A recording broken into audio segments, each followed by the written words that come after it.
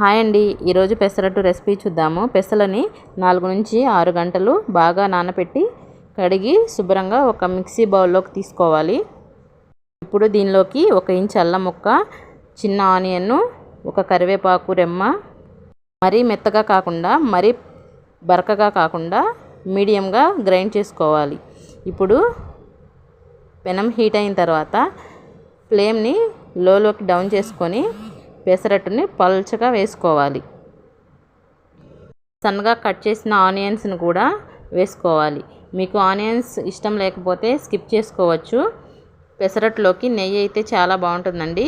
కొంచెం నెయ్యిని పెసరట్టు మీద వేసుకొని ఫ్లేమ్ని మీడియంలోకి పెంచుకొని పెసరట్టుని 2 వైపులా మీడియం ఫ్లేమ్లోనే కాల్చుకోవాలి. పెసరట్టు 2 వైపులా బాగా కాల్చుకున్న తర్వాత మనకి ఇష్టమైన చట్నీతో సర్వ్ చేసుకుంటే చాలా బాగుంటుంది. Please subscribe.